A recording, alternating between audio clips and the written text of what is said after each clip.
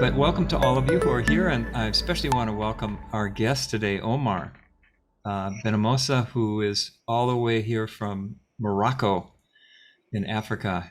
So you win the award for being the most distant guest we've had on the show so far. So thank you for being here. Omar, who is an extraordinary young man. I can say that as an older man. He's a young man to me. He's probably middle age, but you look very young. Who is just a breath of fresh air in bringing the principles to his community, often a Muslim community, but to his community there in Morocco, and has just had some extraordinary experiences in bridging the gaps of our differences with lots of people between religions, cultures, ways of thinking. And so I'm delighted and honored to have Omar on today. And Omar, you want to just say a few words about yourself by way of introduction? Maybe you can talk a little bit about how you got into this work and what you hope to talk a little bit about today. Sure. First of all, I'd love to thank you for inviting me. It's an honor for me to be in your podcast. And I can see the first person who introduced me to this understanding, Dr. Keith. Hi, Keith. And hi, everyone. So my name is Omar Ben Moussa, and I'm 27 years old, soon 28. And I live in Casablanca at the moment, but the first time I got introduced to this understanding, I was studying in London back in 2017. And it's just been the best thing that ever happened to me in my life. Because when I think back about how I used to be in school, like I was so insecure. I've been bullied a couple of times. I've been just trying to find my way and fit in, with my friends and just be like the cool guys in school. And so the first thing that really happened to me that actually was the start of this spiritual journey, let's say, as in like in a Muslim country. We are really good at the outward practice, but we really forget about the essence of the religion, which is the spiritual dimension and the inward. And so the first thing that I got introduced to was the law of attraction. It was called a documentary called The Secret, and it was about how to manifest your dream life into reality using your thinking. So you kind of visualize what you want to get in your life, and for me, it was just be as cool as the kids that were in my in high school. And so that really actually shifted me a bit. It started showing me some things about like that my thought has something to do with my experience. And so even my friend noticed a little bit of the difference, like in my way of thinking and being in the class and trying to be most of the time positive. But even that, like I still was stressed, anxious, and just having a human experience. And it is when I actually went to study in London that I really started seeing that, okay, like this is not the like there is something missing. So I was always trying to find what's missing, because this law of attraction is all about maybe you're not doing it right.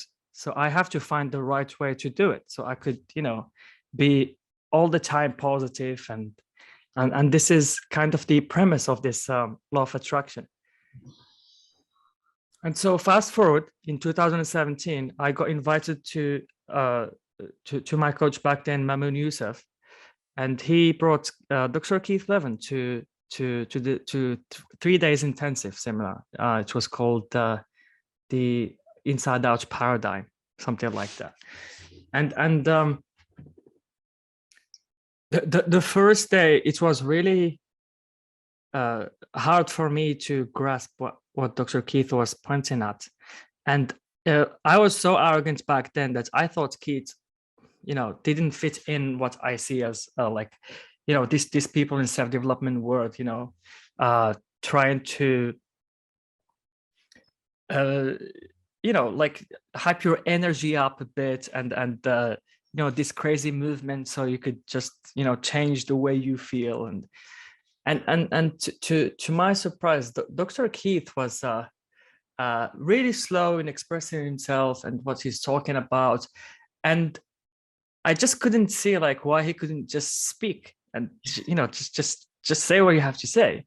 And everything like he was saying at the beginning, I thought I knew. He's talking about thoughts. Yeah, of course I know thought. Talking about consciousness, that I've heard of, but I might have read it before I went to a seminar where so I was really arrogant and so this is my experience the first day, and the second day is where actually something happened that I didn't know that it's gonna be something that's gonna change my whole life forever. In the second day, I was just sitting, and at some point I just found myself really calm. I just listened. I listened to what Dr. Keith was telling me, like when I was telling him that I'm listening, like he was telling me, Omar, you're not listening. And in my mind, I was like, of course I'm listening. Like if there is anyone listening here, it's me. But the second day, I had a glimpse of what he was talking about, like really listening. Because until that point, I was listening to try to understand what Dr. Keith was telling me, or was he's trying to point at. But I came to realize that I don't know what he's talking about. And when I kind of surrendered, I really felt in peace in that, in that innate state, in that divine God presence. And I was really surprised because, I usually feel this way when I meditate. When I, sit and try to focus on something and try to meditate, then I could get access to that beautiful feeling. And that's what really intrigued me. And this is the first time where I actually decided to really dig in deep and deepen my understanding into these three principles. Because since then, it's been just amazing what happened. It just unfolded in ways I couldn't have imagined before. Never imagined me sharing this, and here I am. And I'm really, really grateful to do this with people from all walks of life and from all different religions. Yeah. Well, thanks, Omar, for your background introduction. So tell us a little bit about how this unfolded for you, because you're a coach now and you're working with lots of different kinds of people and people of different faiths and religions. Just tell us a little bit about your journey and what you've seen along the way. Sure.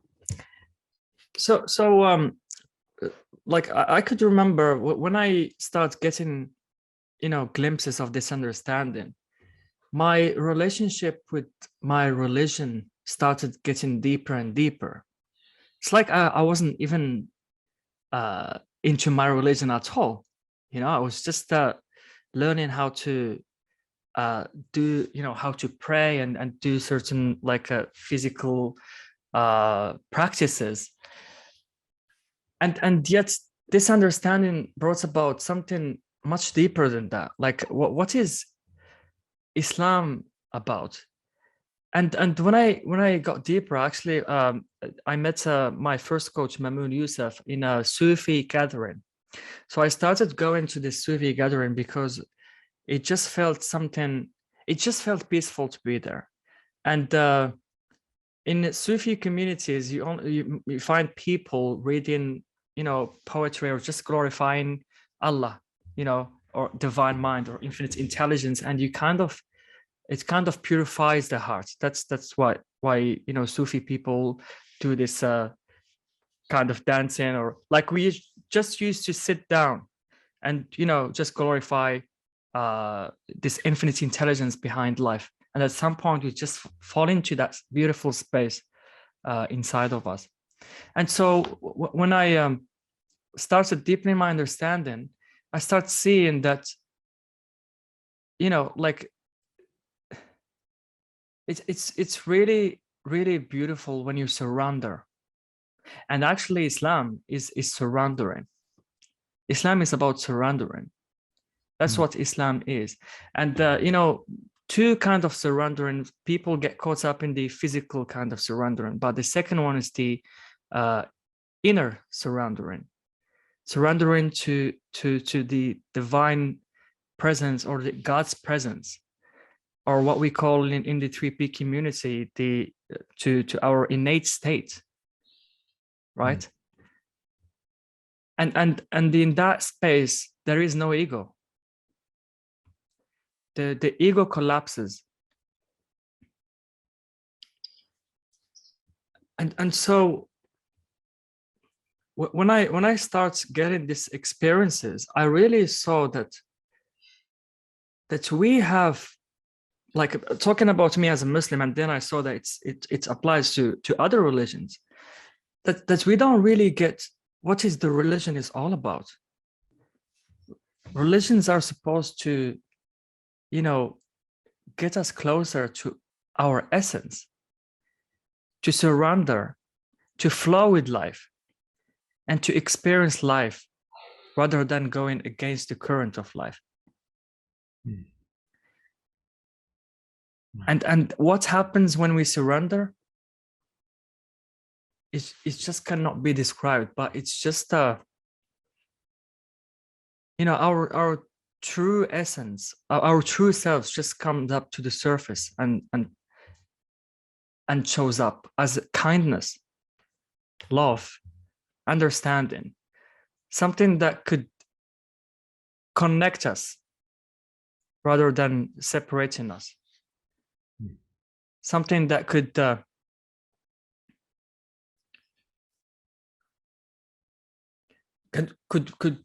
bring us all together.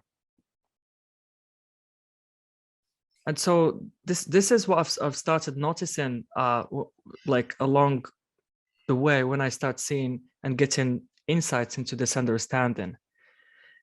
And I started sharing this understanding really early. And the first person I've ever shared this understanding with, and I already told you this story, but I'll just mention it briefly. And this is what actually motivated me to keep sharing it. I couldn't just keep it for myself. It had to be shared with people.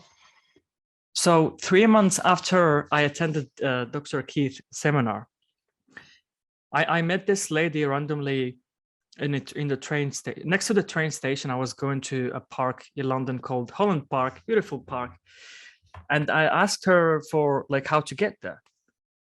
And then she was going there as well. So we started walking together. And then at some point she asked me what I do. I told her like I'm into coaching. Back then I was into like, the self-development word, NLP and this kind of stuff. And so I told her I study psychology and I do coaching. And she started opening up, like she told me what she's doing. And then she started telling me about what happened with her when she was young, the kind of, the sexual abuse she went through, the bullying, all this horrible experiences that you wouldn't tell someone you just met. And I really, really want to help her. I really wanted to help this lady. I just didn't know how. And so I just started sharing with her what I saw in that 3 months, what happened with me and what I saw within this understanding. And so as I was sharing with her, like I noticed that at some point she just got calm.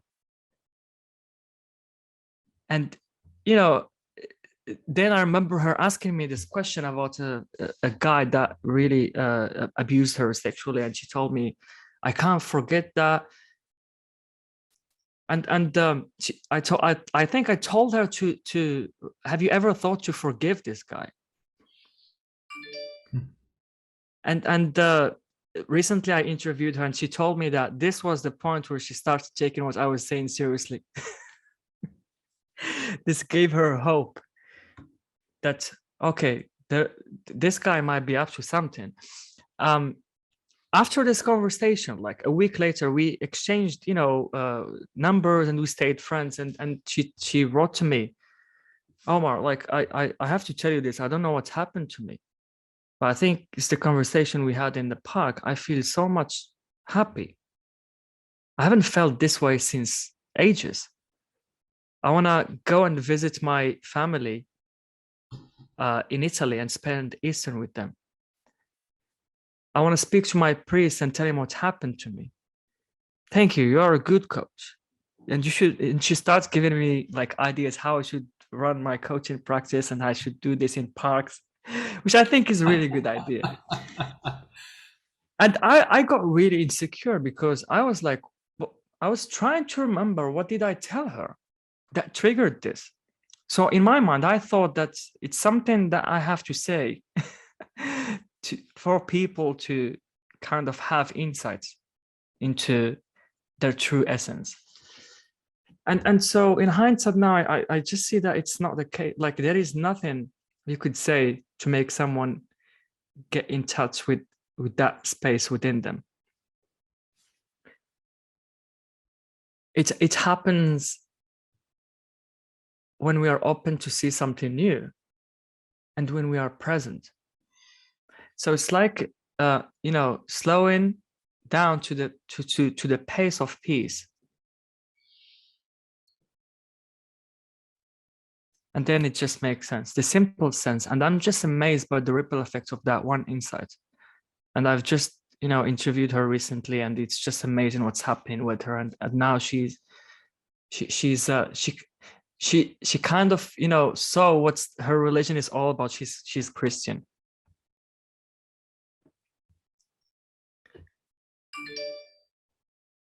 That gave me hope to share this with more people. And so, and I started sharing it with the Muslim community now. And what I've started noticing is that people doesn't really realize that there are deeper levels of connecting to the infinite intelligence that we call Allah in our religion. That the outward form and the practices are not it, but like there is something beyond that. There's actually make the ego collapses so you could feel or get to the essence of that religion. And all the religion for me, they are pointing at the same thing. They are pointing at the same source. But we just miss the point because we just, use our egos and our minds to try to find something that was never lost. And so for me now, it's clear that when our ego is out of the equation, we see clearly. We come back to that innocence as we were, kids. We come back to that, innate state of well-being and love and understanding. And you just operate from that space with everybody without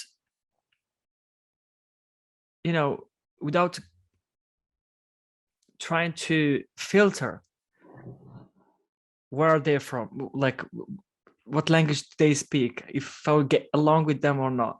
You just don't even think about that because we connect to what makes us one, right?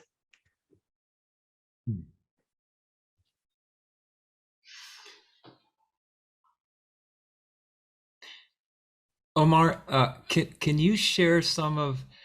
I saw some of your interviews with rabbis and imams, different people, leaders in different religions, and talking about how the principles, this feeling that you're pointing to right now, this essence of who we are, how it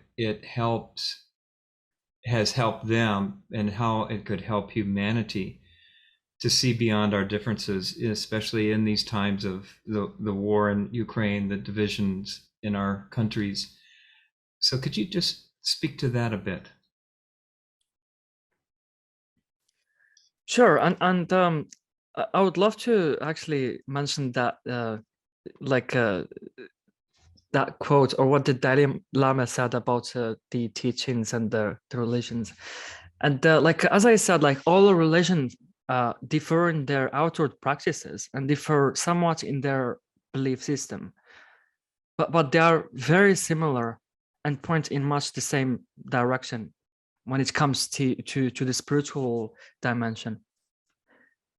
And actually, the Dalai Lama put it beautifully in his teachings. Like he teaches us that the many religions and spiritual traditions around the world are all wonderful, and each tradition is like a special blend of tea, which we with the particular herbs and leaves that give it a unique and delicious taste.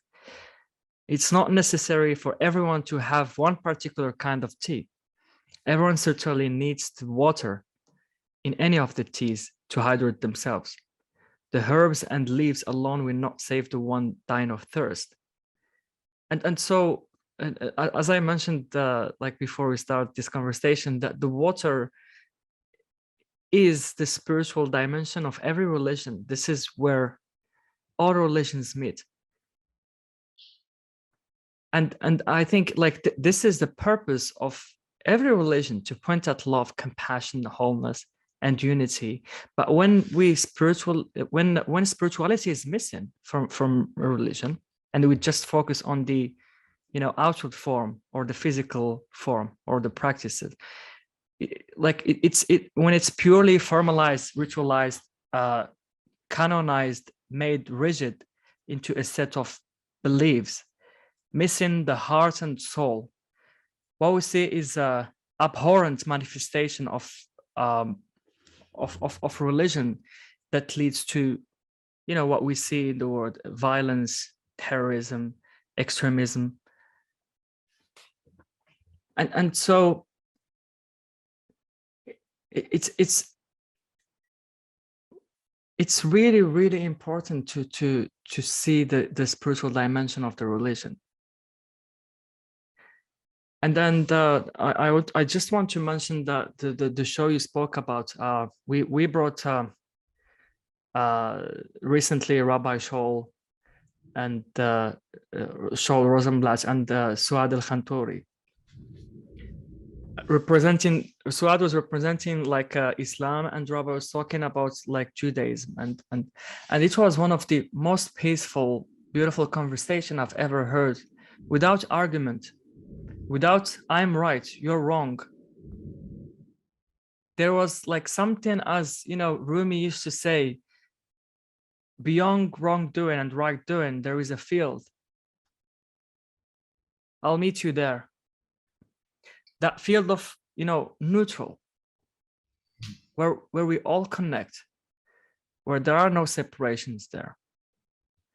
And so I don't know if I answered your question, or you want me to go more on that. Yeah. But yeah. Yeah, it was very powerful listening to that recording, and hearing the rabbi and the imam say that understanding the nature of mind, the word psychology means psyche is mind, soul, or spirit, same root word in Greek, mind, soul, and spirit.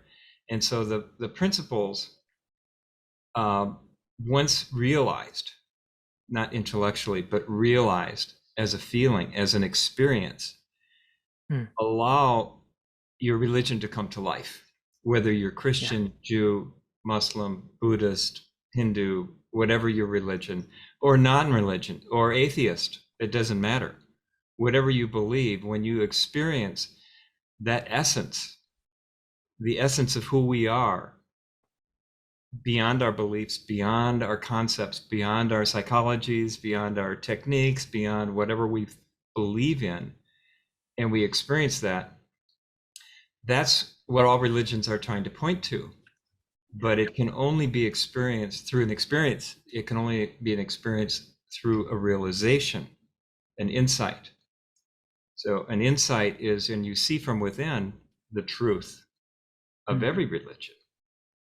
And for me, that's the biggest kept secret that would transform our world that we're in today. We need this, and sometimes the need, the being so great, is what opens the seed to express itself. Need is the mother of invention. So this is a time, and that's why I wrote this book, because we are in such turbulent, uncertain, disruptive, and nobody knows what's going on with COVID and Ukraine and on and on and on, climate change, that people will turn within, will turn inward in times of crisis, in times of despair, and if fortunate and lucky enough, can discover this essence that you're talking about. And that's why we're all here on this podcast. We're all searching for the same thing. We're all searching for true understanding, true experience of peace and of love. And I just love the work you're doing, Omar. It's just very inspiring, and I'm so hopeful. I'm meeting lots of people in their 20s, the kind of the new generation of Three Principles practitioners coming in, and with such so much less baggage than I think a lot of us had. My brother Keith and I, and many others, that it just seems like people are having such a more pure way of speaking from the heart about this. So I really appreciate what you're having to say here. And I wonder if anybody else has any comment or question from the group. Yeah, James. Wow. Okay. Thank you very much for the opportunity to dialogue with you, Omar. I just think that you touched on some things that are really the big issues in my life today. I've been only sober for going on 13 years, but surrender is an area where everybody gets hung up and confused because they've been taught surrender is something to avoid, that it's not a letting go of the baggage that's holding you back. And I just think that the way you put so simply and so elegantly the concept of surrender is something that I feel like can help me clarify it for other people I work with. Also, I remember that I had a teacher once, and he, the opaque projectors where they would put these clear acetates on top of each other. He showed how all these different equations could equal the same number. And I think you did the same with religion. You showed us how all of these things, when put together, the truth is the same behind all of them. And I just am just blown away. I think when people listen to this podcast, I just think you've really taken some issues that are very hard to put into words and done a really great job of simplifying them. So I just wanted to say thank you. Sorry about the background noise. Thank you, got James. my grandchildren running around. Yeah. Oh, we can't have that. No children allowed. They don't care what we say. I think we are doing this to come back to that essence, to do that noise again that we just heard in the background. Because we like, I just want to mention this briefly, if you allow me, Joe, about, is that okay? Sure. Do we still have time? Sure. Oh yeah. I think we're good. Where are we here? Yeah. So we're only halfway there. Great. So like as we grow up, as we develop in the world, and as we get indoctrinated and programmed by the world, the environment, peers, societies, our parents, and we lose our innocence, and we become increasingly, those ego dominated. And every human being goes through this. We all go through this. Then it's become our life purpose to return to that purity again, to that original essence. And in my religion, we call it fitra, and in the 3P community, you call it the space within, our essence, our true self. That's our default mode. And that's the original state of Islam, surrendering, right? Surrendering to this present moment, surrendering to be creative, surrendering to actually, when we surrender, we free our mind, and we let new fresh thought to come and to feed us, to guide us. And surrendering, like we do this through transcending. Like when we surrender, we transcend, we go beyond the mind, and surrendering the mind is for me like the path to go back to our innocence, to our heart and soul. Like it's fascinated me that in the golden age of Islam and Christianity and Judaism, like it was followed by the fire of spiritual enlightenment, seeking real knowledge, not more information, but inner knowledge that will transforms them, and that makes them jump, as we say in the 3P community, jumps levels of consciousness. At some point, spirituality ceased to become the focus of our lives, and materialism, worldliness became the focus, and consequently we lost our power, or we have the impression that we lost our power, but it's up for grab the moment our ego collapses. I like that. It's up for grabs as soon as our ego collapses. Thank you. Yeah. You're Keith. welcome, James. Keith. Unmute yourself. Unmute yourself, Keith.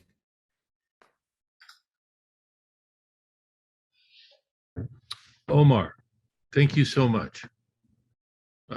Your words are truly inspirational and accurate and meaningful to me and meaningful to all of us, I'm sure. I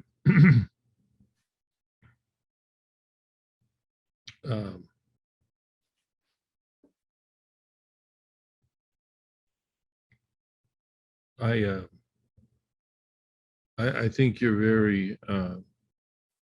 astute in saying that all people are looking for this, the water of their tea. I like that metaphor, the water, the without the water, you just have herbs, right? Like the tea activates the herbs into the tea that it becomes. But that water part, for me, was hidden, and but I was unbeknownst to me, I was looking for the water, and for me, Sydney Banks was like the spokesperson for the water. Like he was like you. He was like he was a water guy. you know, and he said very plainly and very sweetly and very compellingly, you know, I'm a water guy, and you're looking for the water of your tea. You know, you're looking for the water of your herbs. And I thought, yeah, I hear you. And it did to me what it did to you. It stopped me in my tracks, and I started to, for the first time in my life, really listen, you know, and really become, you know, and find a state of true identity, of true wholeness, I found what I was looking for, and I found it through thought, through original thought, not through thinking, but through thought. And that's that was a revelation. I didn't know that my thinking was leading me in the wrong direction. You know, it was leading me to search, leading me to question, to worry, to prove myself. It was all ego based, false mazes of looking for what I couldn't find. And then when I heard it through the originality of my thought, of divine thought, really, not my thought, but my divine thought, my divine consciousness, my divine mind. It was a stopper, you know, like it was for you, Omar, and it opened up a whole new life, you know, not one of unrest and insecurity and proving and searching, but a one of sharing and being and loving and caring, and a whole different, completely different experience. And thank you. It's nice to hear your true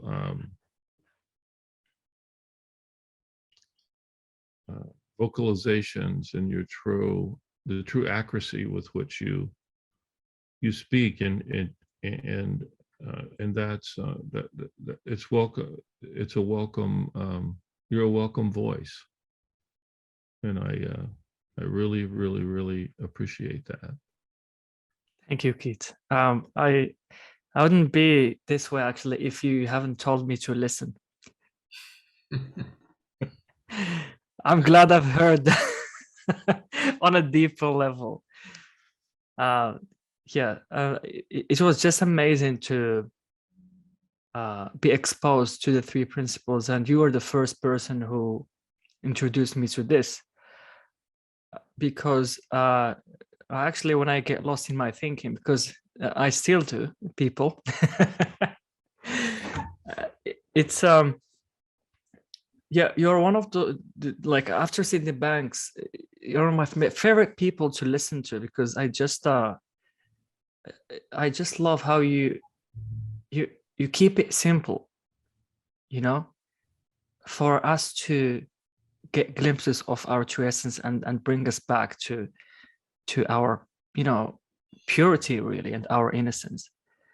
And I'm glad you're doing this. I'm glad I came across you, and of course Joe as well, and the amazing work he's doing. And yeah, I love it. Just love it. Well, Omar, he tried to get through to me for many years, unsuccessfully. Yeah, Yeah. you happened to be ready more readily than I was. Keith would send me Sid tapes on a regular basis, and I'd go, "What is this crap?" Who is this guy? Couldn't understand what he was saying, and I toss it. Many years passed until I finally listened. Really, was open to listening, and uh, so I thank you, Keith, for being persistent with your friend and patient. Oh, you're Yeah. so welcome. You're so welcome. You're so welcome. Somebody had it. Yeah, I wanted to say something. I've just been struck by how the three principles are about individual insights, right? It's like we get our own insight. And that leads us to this sense of spiritual oneness. And so often religions are like, think this, and this will get you there. And I'm just so struck by how religions can get distracted into kind of a fear mode of like, wait, we got to control people to get them where we want them to get to. And the irony is that it's that individual experience, that individual awakening insight that actually gets people there to that experience of unity, togetherness. And, it's the innocence. I mean, religions have been used to control people. There is history of that. But I feel like that the spiritual essence of religion that keeps people coming back and back is that sense of, okay, there's something else. And whatever way people find to that same spiritual message that's in every religion, that will hopefully still continue to win, to win out in terms of, and I guess it's just religion still can allow enough of that quiet to happen in individuals that they can have that moment of their own individual awakening. So it's just been interesting to think about that kind of weaving of individual and group togetherness and, how that all plays out. When I was young, I was going to be a Catholic priest. And so I went to the seminary and studied theology and was around all these priests. But what was really missing in their theology was the experience that Omar was talking about. There were a few priests who were really living that feeling, that experience, that you could feel their holiness, but most were just all caught up in the concepts, the theology, the interpretations, the memorizations, the rituals, etc.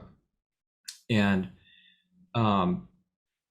so I left the seminary disillusioned that this was crazy. This was they weren't living what this was all about. And so I went into psychology thinking they would have the answer.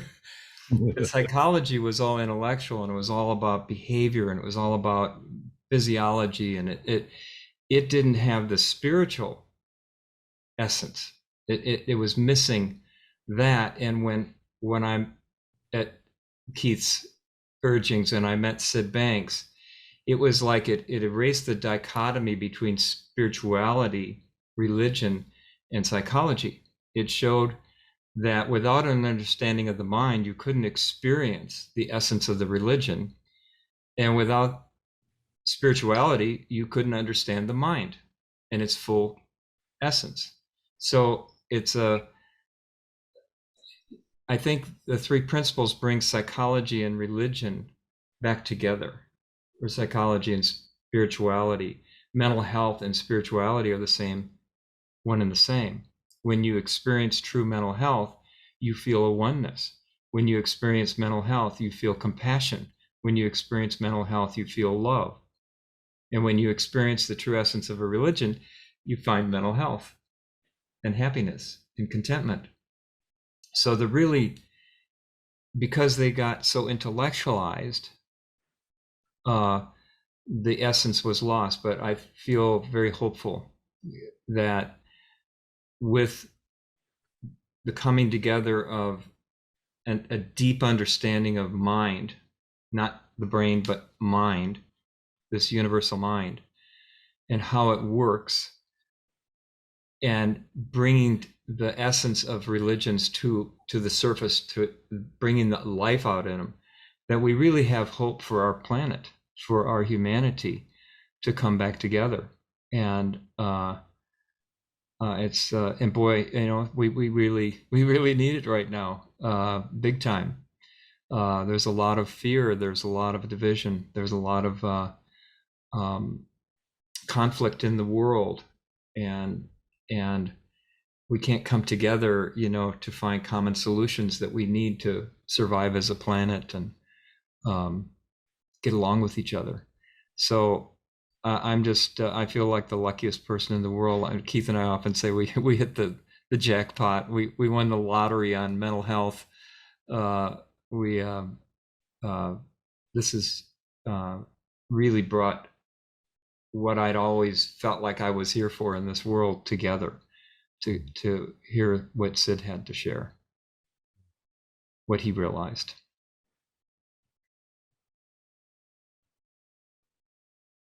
Anybody else want to make? Yes. Yes, I just first want to say thank you, Omar. I really love the conversation in this area, talking about religion, because it gets kind of deep. And I really like the metaphors that you shared and everything. Kenny, would it be possible to get closer to the microphone? Yeah, sure. Do you hear me Okay, now? thank you. Yeah. Yes, Okay. thank you very much. Yeah. And I had like the same thoughts that you had, Margot, about, I see that like the principles, the genius of the principles is that you can share it from person to person. It doesn't matter what religion, it doesn't matter. It goes from the truth, what you have experienced, and you can resonate with that, and the change happens there. So it's the neutral space in some way. So I think that was the genius of Sydney Banks. Otherwise, it would never spread as it does now. I don't think any religion could have that commonplace. It doesn't matter if you're Muslim, Jew, or Christian, or atheist, you can still have this conversation. So I think that's the genius about the principles. That it actually, it goes directly to the source. You can see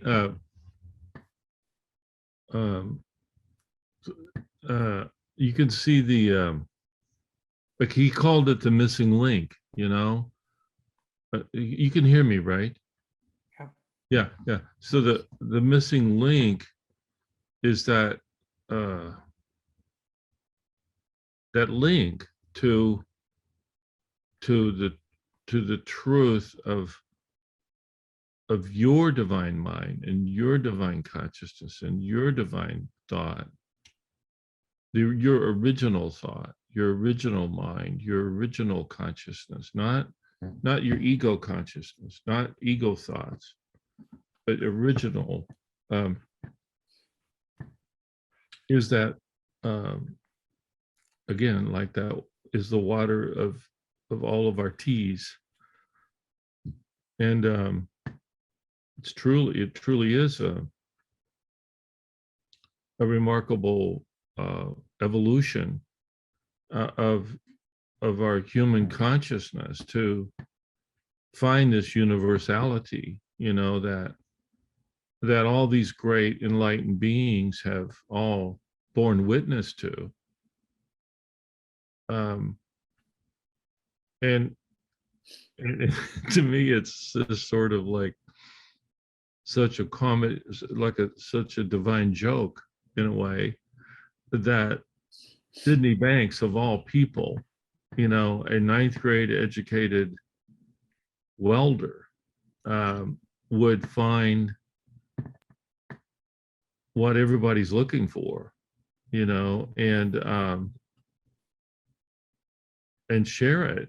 And then there was a specificity and there was a rigor to his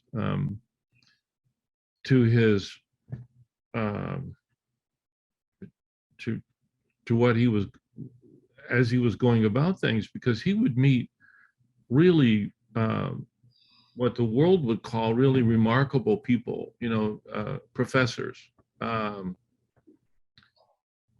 doctor like myself, and he would call it, in his own way, he would call us out and say, you know, you don't really know what you're talking about.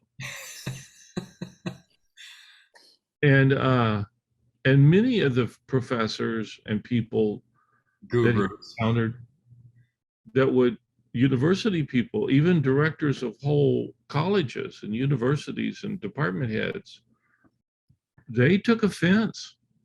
They said, who are you? You are you have no license to talk to me like that. I want you out of my university. I don't want any part of it. You're a madman. And it didn't bother him a bit. It was like, he knew who the madman was. It was the professor, you know? And when he would meet one of these professors, I'm just saying, and then he would leave, well, I had to decide, am I going to stick with the professor or am I going to stick with the madman? I stuck with the madman. I wanted to go with the madman, and I wanted him to tell me more, you know, because I could tell he knew something that the professor didn't know. And thank God I did, because I could tell. I had the ability to tell. And everybody has that ability to tell madmans from professors, or so-called madmen. They're not madmen. You know, and I'm sure people like Jesus Christ was considered a madman by Pontius Pilate, let's say. I'm just saying. Or the authorities in the neighborhood, or people like Buddha, or people like Socrates, or people like Abraham. But those are the guys. And Sid says, he gave me a book that I'm working with, and he said, it's the enlightened ones that have always had a really an important message. They've always had something of real value to share to the world, but they were often criticized or unrecognized because they confronted the intellectualization of the divine, you know.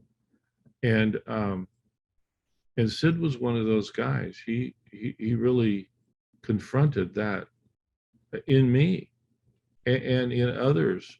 And he made us sit upright. He made Joe Bailey sit upright and go like, oh my God, like Joe got really, in a way, I don't know what you'd say, Joe, but kind of frightened, but frightened by, in a good way, like, whoa, I've met my match here. Like this person isn't kidding, and I can tell he's not kidding, and he, in a way, he did that to me too, but in the way, apparently, I did that to Omar. It's nothing about Omar and nothing about me, or nothing about Joe, or nothing about Sid. Sid said, this isn't about me. This is about the truth. And that's a very confrontational occurrence. And if you're capable of listening, you do, in a way, you might say what Omar did. He surrendered. He's like, whoa, listen up here, buddy. I mean, I'm just saying it in my way. Like, that's what I did. I thought, I better listen up here, Keith. You know, I've met something so far beyond anything I could have ever dreamed of, that I better just behold. You know, I better just give over what I thought I knew and see what else is there.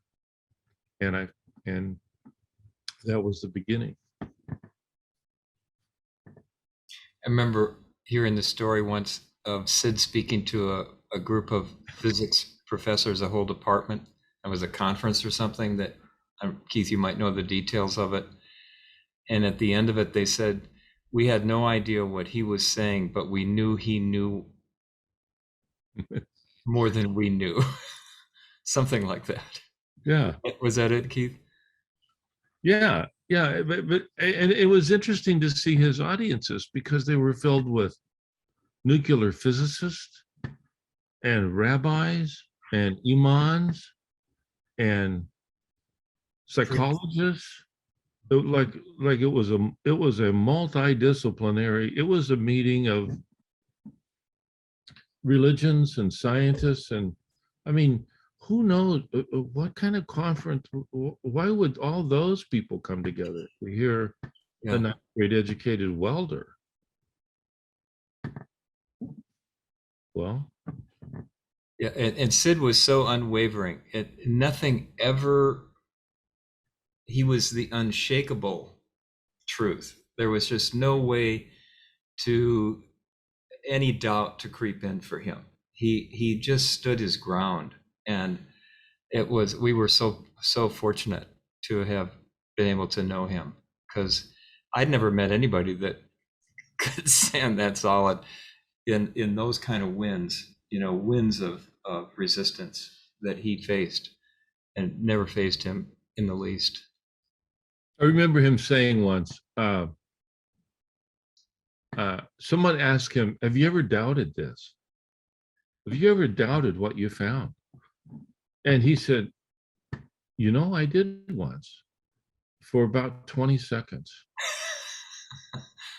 And I thought, whoa, 20 seconds. I've doubted it for years. Even once I heard it, I doubted it. But I came back to it. But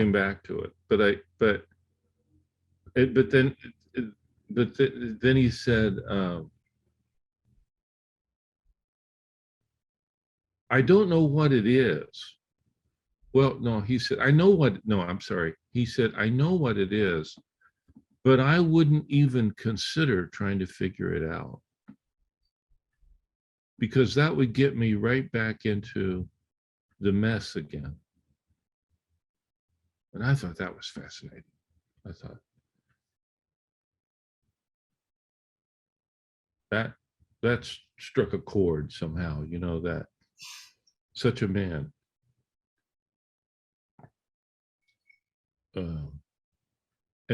And he called that out in all of us. He spoke to that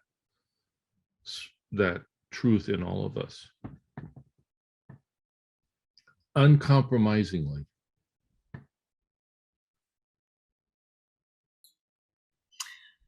Well, we're up against the hour. It's 2:00 here in the Midwest, anyway, daylight savings time. And this has been a really amazing session. Thank you, Omar, so much. Thank you, Keith. Thank you, James. Thank you, everybody who said anything today, and even those who didn't say anything today. Thank you for your presence and just listening to hearing something that may help us all discover our essence a little bit deeper. You're welcome, Joe. Really enjoyed this. Really did. Thank Can I you. can I share one last quote Sure. by Moji? Moji once shared like a really beautiful quote that I think is really relevant for today's topic, and he said that if you could look inside the heart of any and every single human being, you would fall in love with them completely. If you see the inside as it is, as it really is, and not as your mind projects it to be, you will be so purely in love with the whole thing.